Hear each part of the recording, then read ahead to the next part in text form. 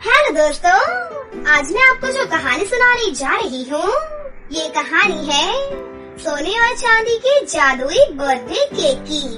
तो चलिए दोस्तों, देखते हैं आज की ये कहानी।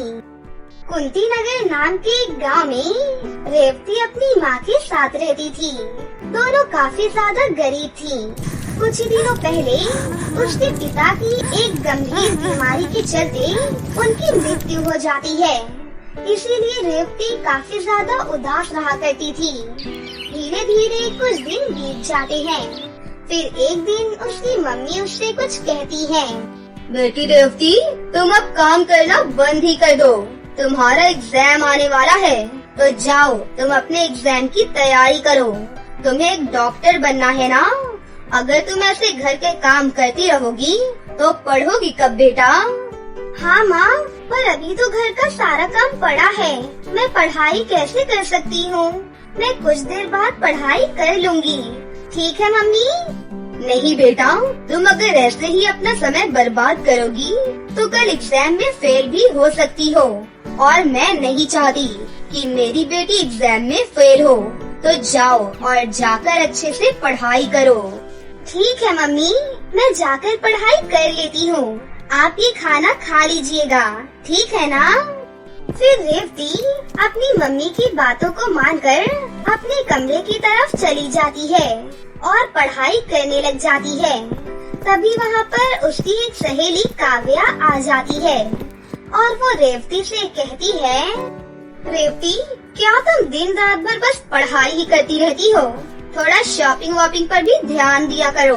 देखो, आज ये ड्रेस जो मैंने पहना है ना, मैंने आज ही लिया है। पता है ये कितने का है? हाँ, पर तुम्हें तो पता है कि हम तुम्हारी तरह अमीर नहीं हैं, जो हर बार कोई ना कोई नया सामान ले सके। मुझे शॉपिंग करने का कोई शौक नहीं है। हाँ, ये बात भी सही है। जिसके पास खाने का ना हो, वो शॉपिंग क्या खाक करेंगे? वैसे भी रेवती, मुझे लगता है तुम्हारे नसीब में शॉपिंग करना तो लिखा ही नहीं है। काव्या, तुम ये सब क्या बोल रही हो? तुम आज भी यहाँ मेरा मजाक उड़ाने के लिए आई हो ना? क्या मैं तेरा मजाक उड़ा रही हूँ? एक तो मैं इतनी दूर से तुझसे मिलने आई हूँ और अपनी ये ड्रेस दिखाने आई हूँ, और तू मुझसे ऐसा बोल रही है? ठीक है, चल अब मैं चलती हूँ। फिर रेवती की सहेली काव्या गुस्से में वहाँ से चली जाती है। ऐसे ही धीरे धीरे कुछ दिन और बीत जाते हैं। फिर ऐसे ही एक दिन रेवती का बर्थडे आता है और वो अपनी सहेलियों के पास जाकर उनसे कहती है, दोस्तों, आज मेरा बर्थडे है, तो तुम सभी को मेरे बर्थडे पर जरूर आना होगा। अच्छा मजाक कर लेती हो रेवती तुम। खाने के लिए कुछ नहीं है और तुम हमें अपने घर पर बर्थडे मनाने के लिए बुला रही हो। क्या खिलाओगी? कहीं घर के खाने के लिए बुला रही हो क्या? अब क्या हुआ? अपनी सहेलियों की ये बातें सुनकर रेवती को बहुत बुरा लगता है और वो उदास होकर वहाँ से घर की तरफ वापस आ जाती है। और घर आकर वो अपनी माँ से कहती है, मम्मी, आज मेरा जन्मदिन है, क्या आप मेरा जन्मदिन नहीं मनाओगी? और आज आप मेरे लिए कोई ड्रेस भी नहीं लेकर आओगी क्या? बेटी रेवती, तुम्हें तो घर की हालत के बारे में पता है ना? बताओ, मैं तुम्हारे लिए केक और कपड़े कहाँ से लेकर आऊँ? कुछ भी काम न चलने की वजह से मेरे पास आजकल बिल्कुल भी पैसे नहीं आते हैं। पर तुम चिंता मत करो बेटी, मैं बहुत जल्द ही तुम्हारे लिए एक केक और नए कपड़े जरूर लेकर आऊंगी। ठीक है मम्मी, कोई बात नहीं। चलिए अब मैं जंगल से थोड़ा घूम कर आती हूँ। इतना कहकर रेवती उदास होकर जंगल की तरफ चली जाती है और कुछ ही देर में वो जंगल में पहुँच जाती है और वहाँ जाकर वो बहुत रोने लग जाती है। हे भगवान, आपने हमें इतना गरीब क्यों बनाया है? इसीलिए ना, क्योंकि हम हमेशा बस दुखी रहे। ऐसा क्यों भगवान, बताइए। आज मेरा जन्मदिन है और हमारे पास इतने पैसे भी नहीं है जिससे मैं केक ले पाऊँ और अपना जन्मदिन मना सकूँ। अब आप ही मेरी मदद करिए। रेवती रो रही थी कि तभी वहाँ पर परी लोक की रानी जैस्मिन नाम की एक परी वहाँ पर प्रकट होती है और वो रेवती से कहती है, बेटी रेवती, शांत हो जाओ, इतना मत रो। क्या हुआ है, बताओ मुझे, शायद मैं तुम्हारी कुछ मदद कर सकूं।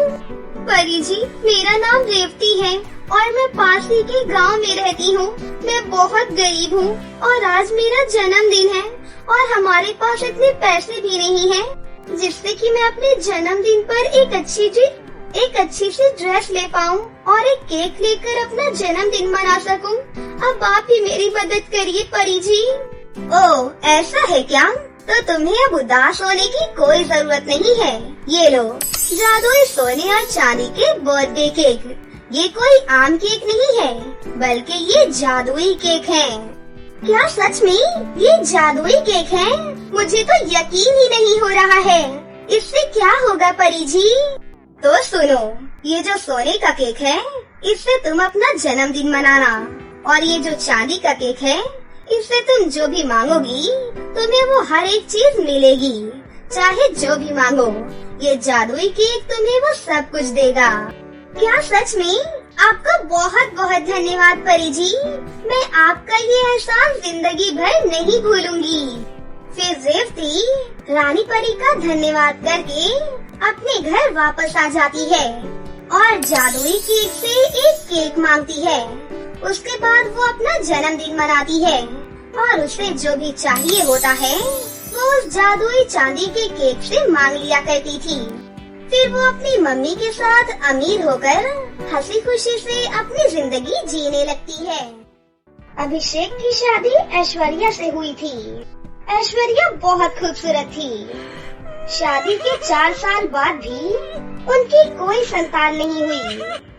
फिर जब छोटे भाई अनुराग की शादी हुई तो खुश रहो बेटी, जल्दी ही हमारे घर में खुशखबरी सुनाना। निशा का रंग बहुत काला था जबकि उसकी जेठानी ऐश्वर्या बहुत गोरी थी। ऐश्वर्या बहुत ही घमंडी और नकचड़ी भी थी। वो घर का कोई भी काम नहीं करती थी। निशा बहुत ही सीधी सादी थी। ऐश्वर्या ने निशा के आते ही घर के सारे काम की जिम्मेदारी उस पर ही डाल दी। कुछ दिनों बाद एक बार ऐश्वर्या की बहन विद्या जब उनके घर पर आई तो, ऐश्वर्या, तेरी देवरानी इतनी काली है, तुम लोगों ने शादी से पहले देखा नहीं था क्या? अरे, अनुराग की लव मैरिज हुई है, हम क्या कर सकते थे, उनकी ही पसंद है। दोनों बहनें कहकर हंस पड़ी। निशा ने उनकी सारी बातें सुन ली थी और वो बेचारी उदास हो गई। एक दिन जब निशा बाजार से सब्जी लेकर घर आ रही थी तभी उसने देखा कि सड़क के किनारे एक औरत जमीन पर गिरी हुई थी और उसके झोले में से सामान इधर उधर बिखर गया था। निशा ने उसके झोले में सारा सामान रखकर उसे थमा दिया, उसको बैठाकर पानी पिलाया। उसके हाथों पर चोट लग गई थी तो निशा ने तुरंत अपने रुमाल से उसके घाव को साफ कर दिया और अपने दुपट्टे का एक टुकड़ा फाड़कर उस पर बांध दिया। आपको कहाँ जाना है? मैं रास्ता भूल गई हूँ। क्या तुम्हें पता है कि शिवनाथ चौक कहाँ पर है? चलिए, मैं आपको वहाँ तक छोड़ देती हूँ। मैं भी वहीं पर जा रही हूँ। निशा ने एक रिक्शा रुकवाया और उसको सहारा देकर बिठा दिया। जब रिक्शा शिवनाथ चौक पहुँचा तो वो औरत उतर गई और उसने निशा को अपने झोले में से एक मस्कारा निकाल कर दिया और बोली, मैं एक जादूगरनी हूँ बेटी और ये एक जादुई मस्कारा है, ये तुम्हारे बहुत काम आएगा। आपका बहुत बहुत धन्यवाद काकी। निशा ने वो मस्कारा ले लिया और वो जादूगरनी वहाँ से चली गई। निशा ने घर आकर वो मस्कारा खोलकर अपनी आँखों में लगा लिया। जब दूसरे दिन वो सुबह उठी तो उसने अपना चेहरा आईने में देखा और वो हैरान रह गई और अपने पति से बोली, ये देखिए, मैं तो भाभी की तरह गोरी हो गई हूँ। अनुराग ने निशा को देखा तो वो उसे देखता ही रह गया और फिर बोला, ये कैसे हुआ? तब निशा ने अनुराग को सारी बात बताई। निशा रोज रात को वो मस्कारा लगाकर सोती। उसकी शादी को लगभग 1 साल हो गए थे। अब उसकी तो दुनिया ही बदल गई थी। निशा माँ बनने वाली थी। जब घर में सबको इस बात का पता चला तो सब बहुत खुश हुए। ऐश्वर्या तो जल भुनकर राख हो गई थी। एक बार उसकी जेठानी की बहन विद्या फिर आई और उसको देखते ही बोली, अरे ऐश्वर्या, ये प्लास्टिक सर्जरी करा कर आई है क्या? अरे नहीं, पता नहीं कैसे ये इतनी गोरी हो गई और अब तो माँ भी बनने वाली है। घर में उसकी इज्जत बढ़ गई है, जैसे मैं कुछ हूँ ही नहीं।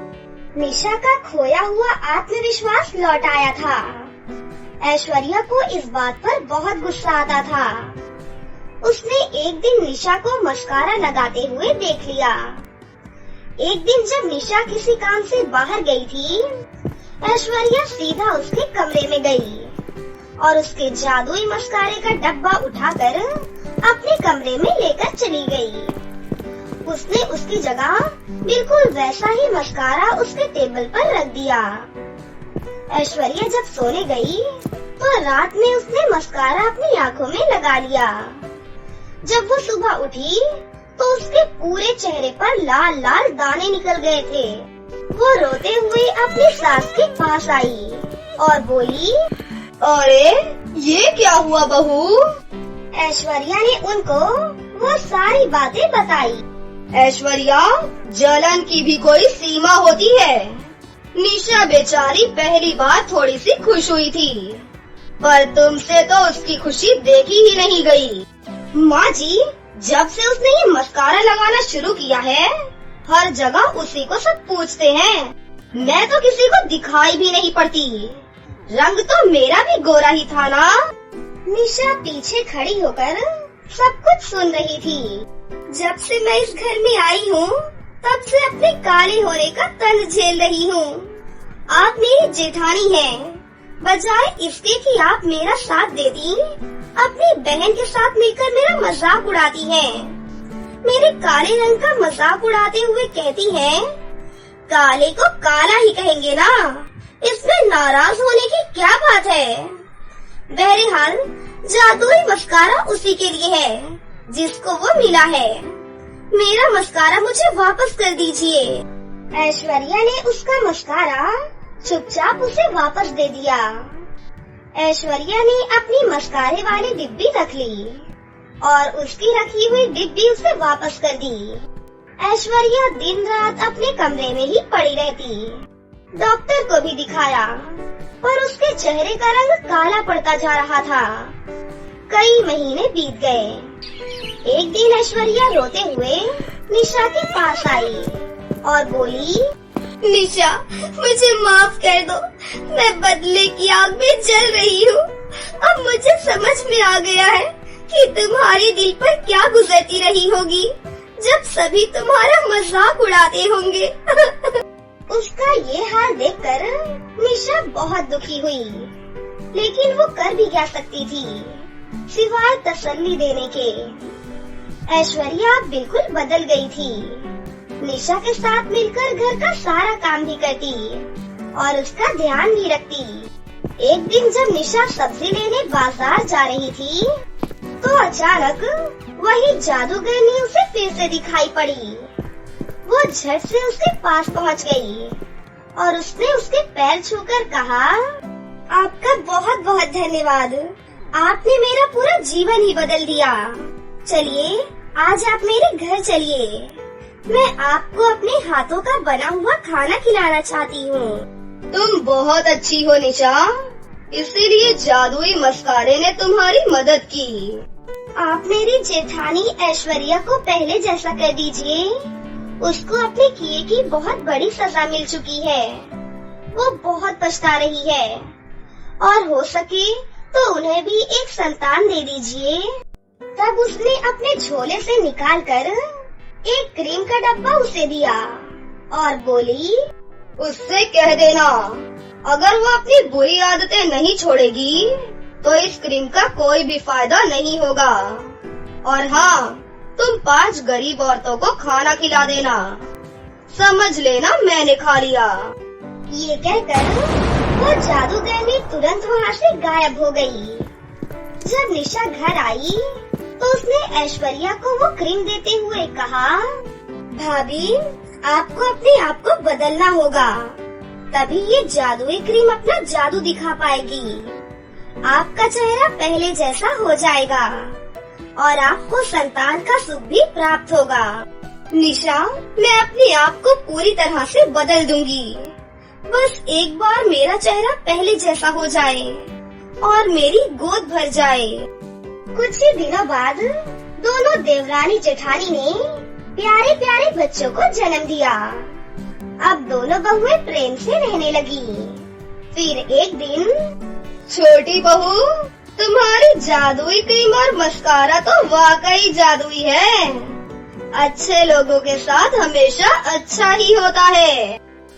दोनों बहुएं मुस्कुराकर अपने बच्चों को प्यार से दादी की गोद में डालकर अपने कामों में व्यस्त हो गयीं। बहुत समय पहले की बात है, किसी राज्य में एक स्वार्थी राजा रहता था। वो अपनी रानी को बिल्कुल भी पसंद नहीं करता था, क्योंकि उसके पिता ने उसकी मर्जी के खिलाफ उसकी शादी करवाई थी। उसी राज्य में एक लालची और धोखेबाज जादूगरनी भी रहती थी। जब जादूगरनी को पता चलता है कि राजा अपनी रानी को नापसंद करता है, तो वो इस बात का फायदा उठाने का मन बना लेती है और धीरे धीरे अपनी सुंदरता के दम पर राजा को अपनी ओर आकर्षित कर लेती है।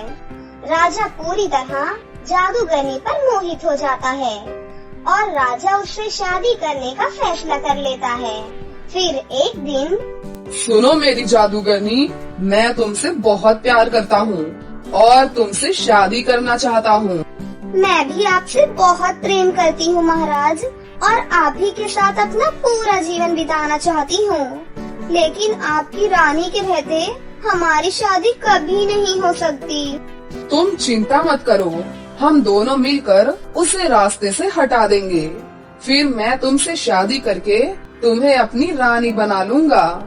लेकिन ये काम हमें बड़ी चालाकी से करना होगा, ताकि किसी को हम पर शक भी ना हो, क्योंकि मेरे पिताजी को अगर मुझ पर जरा भी शक हो गया तो वो मुझे राज्य से बाहर निकाल देंगे। आप चिंता मत करिए महाराज, मैं बहुत बड़ी जादूगरनी हूँ। मैं अपनी जादुई शक्ति से आपकी रानी का खात्मा कर दूंगी और किसी को कुछ पता भी नहीं चलेगा। फिर अगले दिन राजा रानी को जंगल की सैर कराने ले जाता है। तभी उसे बहुत ही बड़ी नदी दिखाई देती है। अरे वाह, ये नदी तो बहुत ही खूबसूरत है। चलो उस नाव में बैठकर नदी की सैर करते हैं। ये सुनकर रानी बहुत खुश हो जाती है और राजा के साथ नाव में बैठकर नदी की सैर करने लगती है। लेकिन तभी पेड़ के पीछे छिपी जादूगरनी अपनी जादुई शक्ति से उस नदी में तूफान प्रकट कर देती है, जिस वजह से नाव उलट जाती है और रानी पानी में बह जाती है। राजा उसी वक्त तैरकर नदी के किनारे चला जाता है, लेकिन रानी को तैरना नहीं आता था। इस वजह से वो पानी में डूब जाती है। रानी को मरता हुआ देख राजा और जादूगरनी बहुत खुश होकर वहाँ से चले जाते हैं। लेकिन दूसरी तरफ उस नदी में 2 जादुई नागिन बहनें रहती थीं। वो दोनों रानी को बचाकर अपने घर ले जाती हैं। उन दोनों बहनों को उनकी जादुई शक्ति से राजा की सारी सच्चाई पता चल जाती है। वो राजा और जादूगरनी बहुत ही दुष्ट हैं। उन्होंने अपने फायदे के लिए इस बेचारी को जान से मारने की कोशिश की है। सच में तुम्हारा पति तो बहुत ही बुरा और बहुत जालिम है। हाँ, तुमने सही कहा। मैं उससे बहुत प्यार करती थी, लेकिन उसने मुझे धोखा दिया है। अब मैं उसके पास कभी वापस नहीं जाऊंगी। तुम चिंता मत करो बहन, अब से तुम हमारे साथ रहोगी। अब कोई भी तुम्हारा कुछ नहीं बिगाड़ पाएगा। रानी को उन दोनों बहनों का स्वभाव बहुत ही पसंद आता है और वो उनके साथ रहने लगती है। दूसरी तरफ राजा महल में रानी के नदी में डूब जाने की बात सबको बता देता है और कुछ ही दिनों के बाद वो जादूगरनी से शादी कर लेता है। इस तरह जादूगरनी वहाँ की रानी बन जाती है। लेकिन फिर एक दिन राजा और जादूगरनी जंगल में शिकार कर रहे थे कि तभी उन दोनों की नजर रानी पर पड़ती है। अरे, इसे तो हमने जान से मार दिया था, लेकिन ये अभी तक जिंदा है। इतनी गहरी नदी में डूबकर भी ये कैसे बच गई? चाहे कोई भी वजह हो, लेकिन ये हमारे लिए बहुत बड़ा खतरा है। चलो इसे इसी वक्त जान से मार देते हैं। फिर वो दोनों फौरन रानी के सामने पहुंच जाते हैं। उन्हें देखकर रानी घबरा जाती है। पिछली बार तो तू नदी में डूबने से बच गई थी, लेकिन इस बार मैं तुझे अपने हाथों से मारकर हमेशा के लिए तेरा किस्सा खत्म कर दूंगी। देखो, मुझे तुम दोनों से कोई मतलब नहीं है। आखिर मैंने तुम्हारा क्या बिगाड़ा है? मुझे मेरी जिंदगी जीने दो और चुपचाप यहाँ से चले जाओ। नहीं नहीं, जब तक तू जिंदा है मैं चैन से जी ही नहीं सकता, इसीलिए तेरा मरना जरूरी है। तभी जादूगरनी अपनी जादुई छड़ी की शक्ति से वहाँ एक बहुत ही खतरनाक सांप प्रकट कर देती है। चल मेरे गुलाम, इस रानी को मार कर खा जा। लेकिन जैसे ही वो सांप रानी को मारने के लिए आगे बढ़ता है कि तभी वहाँ पर दोनों नागिन बहनें आ जाती हैं। पहली नागिन उस सांप को बड़ी सी रस्सी से बांध देती है, लेकिन वो सांप बहुत ही शक्तिशाली था। वो उसी वक्त रस्सी को तोड़ देता है और अपने मुंह से आग उगलने लगता है। ये देखकर दोनों बहनें पीछे हट जाती हैं। तुम लोग मेरा कुछ नहीं बिगाड़ सकती, ये बहुत ही ताकतवर है। अब ये रानी के साथ साथ तुम दोनों को भी जान से मार देगा। लेकिन तभी दूसरी नागिन बहन को एक उपाय सूझता है और वो फौरन अपनी आंखें बंद करके अपनी शक्ति से वहाँ जादुई नागमणि प्रकट करती है। जादुई नागमणि को देखकर सांप शांत हो जाता है और वहाँ से जंगल की ओर भाग जाता है। ये देख जादूगरनी को बहुत गुस्सा आता है, लेकिन इससे पहले कि वो कुछ कर पाती, तभी वो दोनों नागिन बहनें जादूगरनी और राजा के ऊपर आग की बारिश कर देती हैं, जिससे दोनों बुरी तरह तड़प तड़प कर इधर उधर भागने लगते हैं। ये सब क्या हो रहा है? कोई बचाओ हमें।